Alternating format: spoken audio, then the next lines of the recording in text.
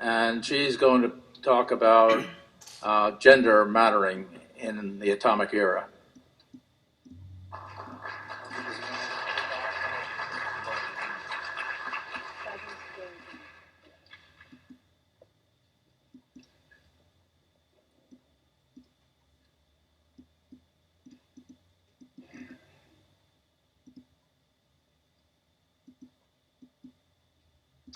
Thank you all for being here. I'm not very good with microphones. Is that okay?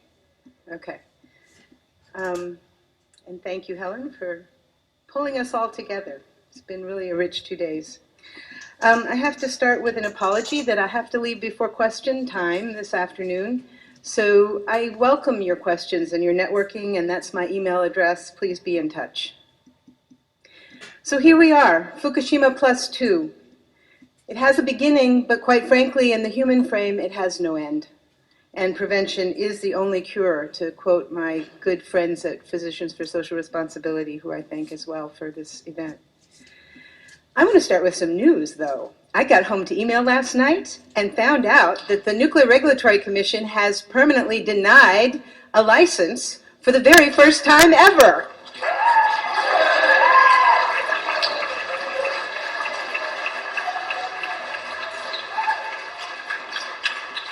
I need to acknowledge that it's been multiple organizations, including Beyond Nuclear, but Michael Marriott at Nuclear Information and Resource Service did an incredible job as lead intervener to challenge the license for new reactor construction close to Washington, D.C. So as we ended our session this morning with the view that we need to move from study to protection, I would say, and prevention. And we have just seen an amazing act on the anniversary of Fukushima by the Nuclear Regulatory Commission. It is an anomalous point right now, but let's see a build in that direction. That circle is empty and is going to stay that way.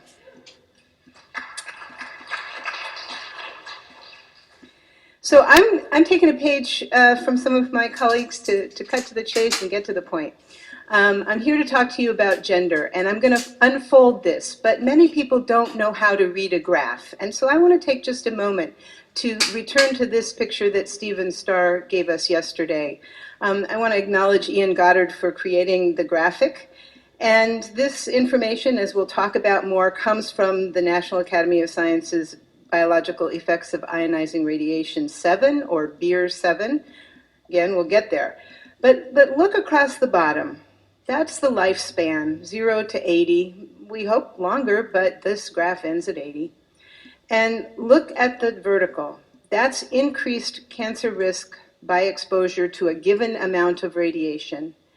And I want to just say that I think that this is a little bit of a fictional story here, but it's a very important pink line and blue line. What is the blue line? The blue line is boys turning to men, turning to old men. What is the pink line? The pink line is little girls turning to women, turning to old women. And if you look at that left-hand part, that is 0 to 5 years lumped together graphically by Ian, but it's actually a 5-year group. And it includes pre-birth. And what do we see? We see a striking difference between the blue line and the pink line. Now, Ian added the little green, I don't think I have a pointer here, maybe I do. Anyway, he added the little green circle that's on the 30-year-old male blue line. Because that is what our regulators assume to be the individual who's getting any dose of radiation that we're talking about yesterday and today. All of the radiation we've been talking about assumes that is the individual getting that dose. Whereas this graph really unfolds the entire life cycle of our species if you want to take these numbers.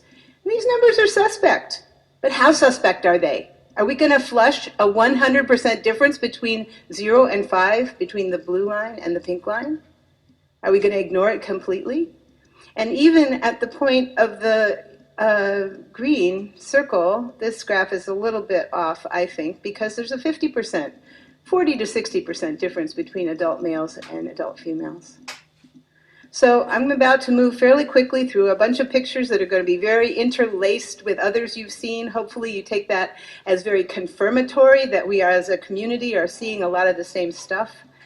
But I do want to just acknowledge that this level of radiation exposure is the same one that we call 2 REMs in the United States, that is the limit for atomic workers, and also the amount of radiation that the Japanese officials have said it's okay for school children to get while they're in school in the contaminated areas of Japan. Not even the amount that they're getting total at home and going back and forth and playing outside, just the amount that they would get while they're in school. So it's called low dose. In my book, it's not very low.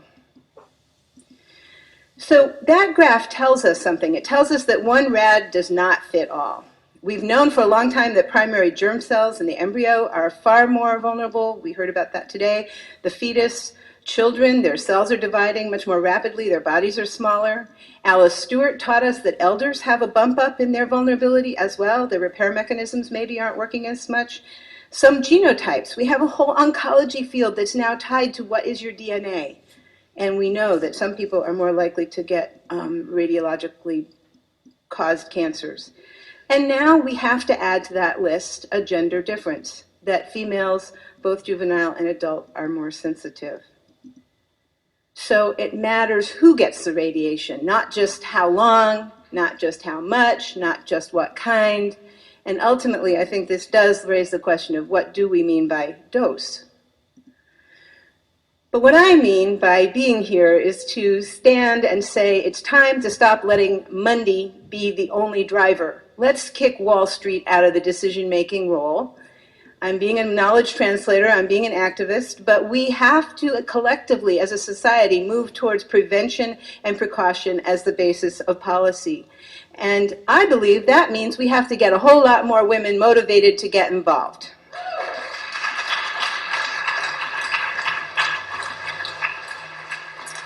Sadly, it's too late for prevention for a lot of what we're seeing.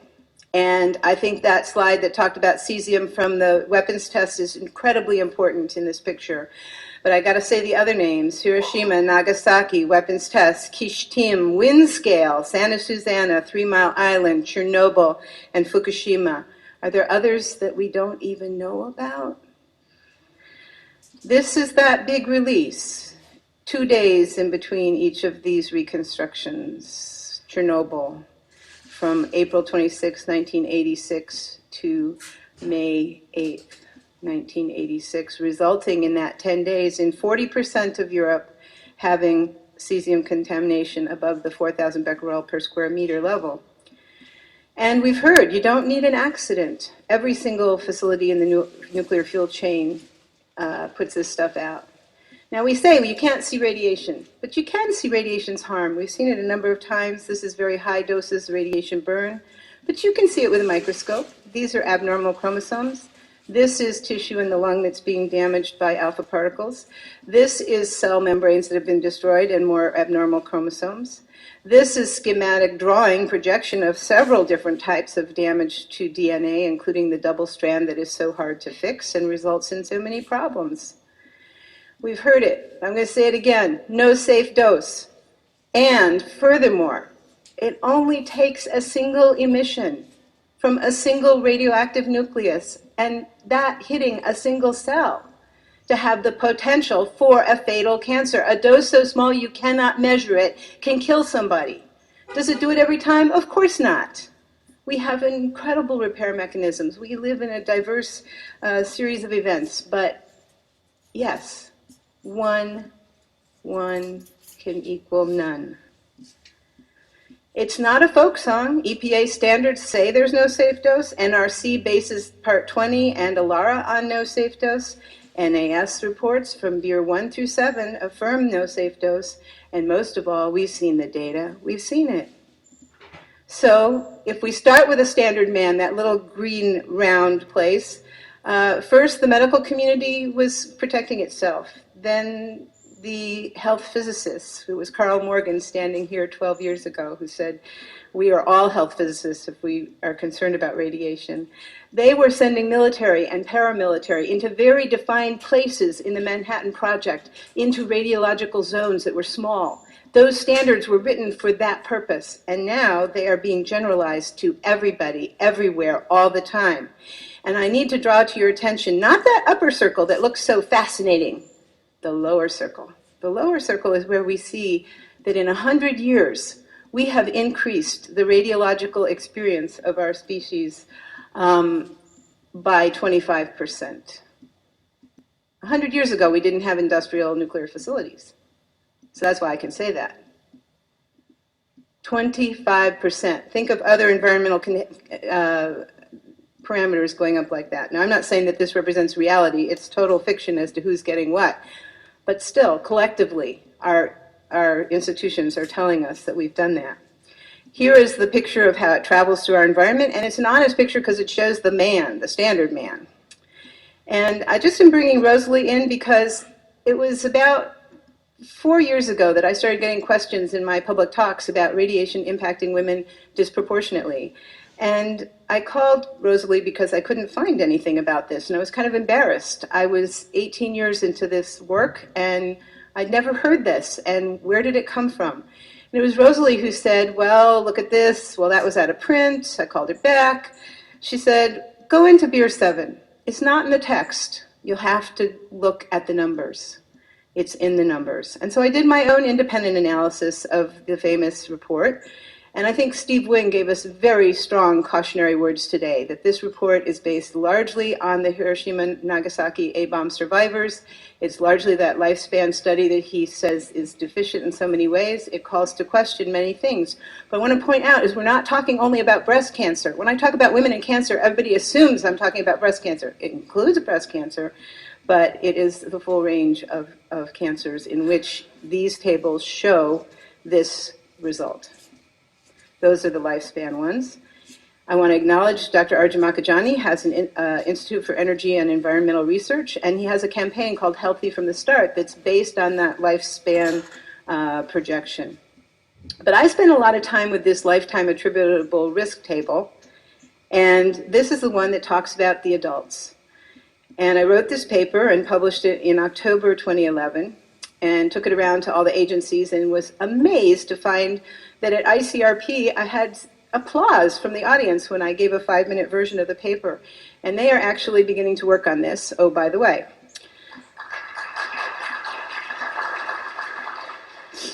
So real people, my son, my sweetheart, me, a little girl who's gone and her friend, 2 guys, 3 girls, that's the ratio overall. 2 guys get cancer, 3 girls. 2 guys die of cancer, 3 girls. So why isn't it in the text of the report? Maybe it doesn't come up statistically. Well, Arjun Makajani says it does. Maybe there weren't enough women involved. I don't know. But the generalizations about radiation are based on men. And when we take those assumptions solely, we have an underestimate of harm for women. And in the Nuclear Regulatory Commission regulations, that's about a 40% at least underestimation for the harm to women. And that means an overall underestimation of radiation harm since we're about half the population. So it could be dismissed, it could be just, oh well, we forgot about it. But we are talking about every single female on the planet and every source of ionizing radiation from what I can tell, because we really haven't looked. So why not cast the net that big? We need to look. And by the way, there are now beginning to be animal studies in which these findings are also supported.